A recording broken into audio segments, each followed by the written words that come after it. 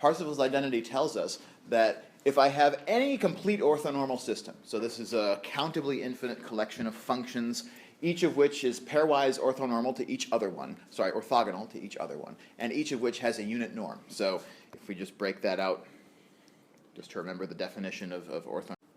So being an orthonormal system would mean that the inner product of any one of these phi i's with itself has to be equal to, with itself? With itself needs to be 1, and with anything else needs to be 0. Right. I different from J. So that covers the orthonormal part of the phrase that's up here. The other piece of the phrase is the word complete. This is one that we don't have the luxury this semester of getting as deeply into that word as I would have liked. But complete just means that, well, actually, let me give a better definition of what a complete system is. A system is complete if the only function, let's say it this way, if the only function whose projection coefficients are all 0, whose projection coefficients with respect to this basis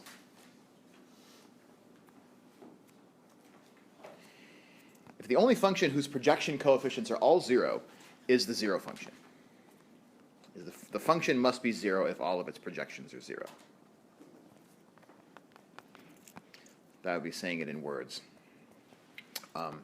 If I were to just write that in notation, we would be saying that if the inner product of f with phi I is equal to 0 for all I, then that implies that f must be the 0 function. That, by the way, is a infinite dimensional analog of a statement that you proved on homework number 1 way back when. If you remember on homework number 1, you proved in Rn, in n-dimensional Euclidean space, if the dot product of x with y is equal to 0 for all y,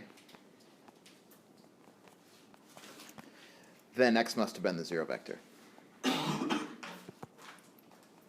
So this is just the analog of that in the realm of Fourier theory.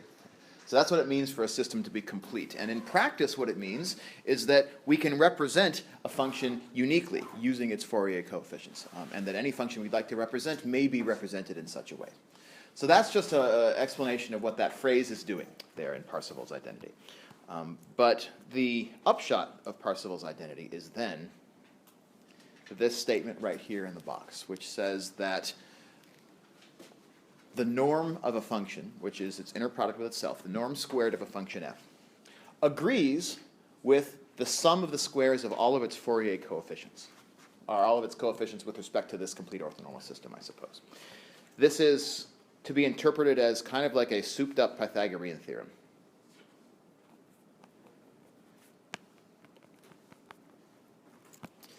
Souped-up Pythagorean theorem. Right? Where on the right-hand side you have something like a squared plus b squared. On the left-hand side we have c squared, in a way, right? So this is kind of like a vast generalization in the realm of functions rather than in the realm of just two-dimensional geometry of what something like a Pythagorean theorem would look like. So that's Parseval's identity.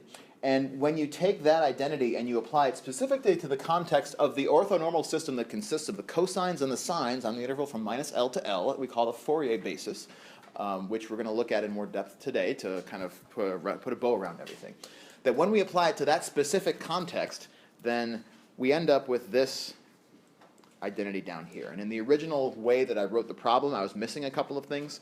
I was missing this 1 over pi out here in the front, and I was also missing this 1 over 2 in front of the a naught absolute value squared.